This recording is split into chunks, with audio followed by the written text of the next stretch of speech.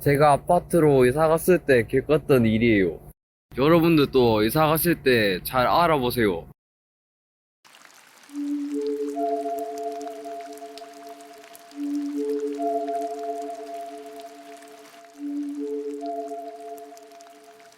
안녕하세요. 전주에 사는 31살 초보 신랑입니다. 제가 사연을 보내게 된 이유는 다름이 아니라 여러분들이 집을 구할 적에는 좀 더 꼼꼼히 보셨으면 하는 마음 때문입니다. 어떻게 이야기를 시작해야 할지 모르겠습니다. 많이 지쳤고 또 많이 혼란스럽네요.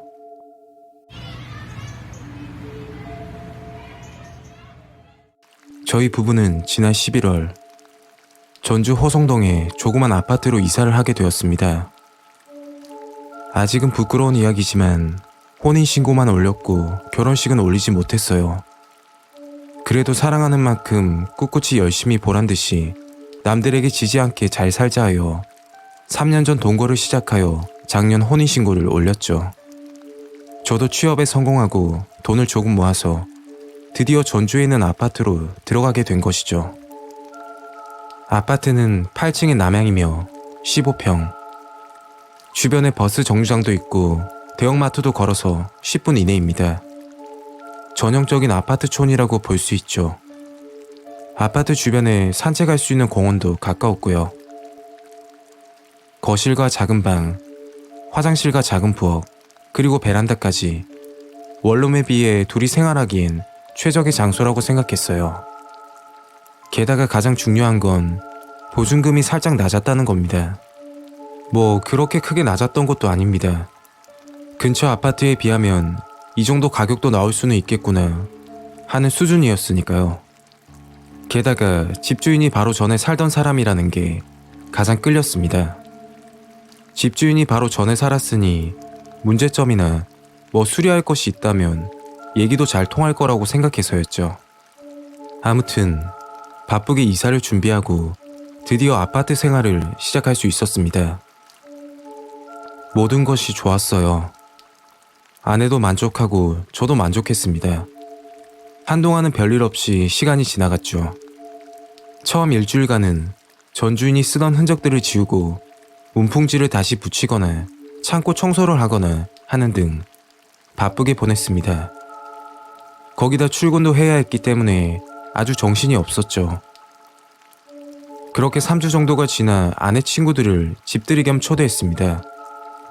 참고로 저는 친구가 많지 않았고 친한 친구들은 전부 흡연을 하기도 하고 특히 아내가 담배 냄새를 싫어하는 편이라 어쨌든 초대를 하지 않았어요.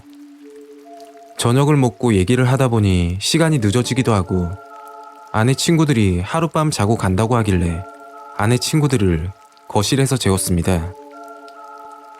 이불과 베개를 주며 얘기 좀 하다가 자 라고 아내는 말하고 안방으로 들어왔습니다. 그리고 평소 때처럼 아내와 저는 잠이 들었죠. 사단은 새벽이 지나고 나서 벌어졌습니다. 3시에서 4시쯤 사이로 기억합니다. 친구들 셋이 아내를 부르는 게 아니겠습니까? 수진아, 수진아. 아내는 졸린 눈을 비벼가며 얼른 나가보았더니 글쎄 친구들 표정이 좋지 않았고 집에 가봐야 하나 하는 식의 이야기를 하더군요. 대체 무슨 일이지? 저도 일단 거실로 나가서 이야기를 들어보기로 했습니다. 신기하게도 친구들은 그날 밤 친구 넷 중 셋은 비슷한 류의 꿈을 꾸었다고 합니다. 그게 무슨 꿈이었냐 하면 친구 한 명은 베란다를 통해서 밖을 보고 있었는데 무언가 떨어지는 꿈이었다고 합니다. 그러다가 사람들이 웅성웅성 대길래 밑을 보았더니 글쎄 사람이 떨어졌다는 꿈입니다. 다른 친구는 밖에서 누가 문을 급하게 두드려서 문을 열어주었더니 아무도 없었다는 꿈입니다. 또 다른 친구는 다들 자고 있는데 자신만 잠에서 깨서 물을 마시는 꿈이었다고 합니다.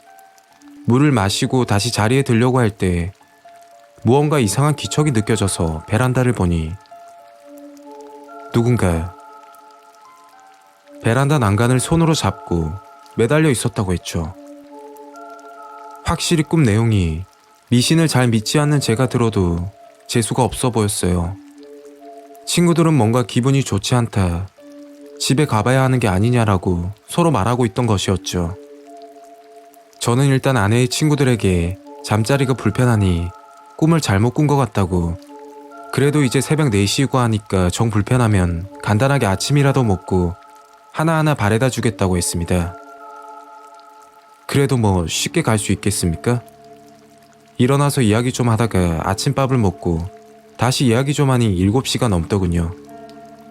그리고 해가 뜨고 나서 아내의 친구분들을 다 데려다 주고 나서야 집들이는 끝이 났습니다. 이야기가 여기서만 끝난다면 아무런 문제가 없겠죠. 아내는 저에게 이 집 뭐가 있었던 게 아닐까? 라는 이야기를 하기 시작했습니다. 참고로 아내는 무서운 것을 참 싫어하기 때문이에요. 혹시라도 그런 이야기는 피하고 보는 성격이거든요. 저는 아내에게 말했죠. 뭐가 있긴 뭐가 있겠어. 그럼 내가 거실에서 한번 자볼게. 그리고 그날 밤 저는 아내 친구들이 꿨던 내용의 꿈을 꾸게 되었습니다. 물론 아내에게 말하지 않았죠. 말해봐야 긁어 부스럼일 테니까. 아무 꿈도 안 꿨어. 잘만 잤네. 하면서도 속으로 내내 불편했습니다. 그렇게 며칠 후 주말 청소를 하던 도중 베란다 맨 밑쪽 난간에서 한 장, 창고 보일러실의 뒷면에서 한 장, 2장의 부적을 발견했습니다. 그리고는 아내에게 바로 들키고 말았죠. 아내와 저는 꺼림칙한 느낌을 느끼며 부적을 뗐고 혹시나 하여 십자가로 된 목걸이를 걸어두었습니다. 그리고 그 후로 아내와 저는 작은 방에서 잘 때에도 그 꿈을 꾸게 되었어요. 대체로 아내와 제가 꾼 꿈의 내용은 무언가 위에서 떨어지거나 혹은 밑에서 사람들이 웅성대거나 문 밖을 누가 자꾸 두드린다는 것이었죠. 매일매일 집에 들어오는 시간이 싫어지더군요. 아내 역시도 집에 정을 붙이기가 힘들어하는 것 같기에 집주인에게 전화를 했습니다. 집주인에게 부적을 발견했다고 하고 떼어버렸다고만 말했습니다. 꿈의 내용에 대해서는 말하지 않았고요. 그러자 집주인은 부적을 떼고 나서는 아무 일도 없었냐고 되묻더군요. 저는 별다른 일은 없다고 대답을 했고 이게 뭐 무슨 부적이냐 하고 묻자 집주인이 쉽게 말을 해주지 않았어요. 순간 화가 나고 기분이 좋지 않아서 집주인에게 집 계약 시 이런 사항에 대해서 말하지 않지 않았느냐, 지금 통화 내용 다 녹음하고 있다며 부동산에 가서 얘기해봐야겠다며 으름장을 냈습니다. 그러자 집주인은 다음날 집에 오겠다고 하더군요. 다음날 집주인이 양손에 가득 먹을거리를 사들고 찾아와 이야기를 하더군요. 사실은 집주인이 살기 전 여기에 살던 사람이 죽었다고 하더군요.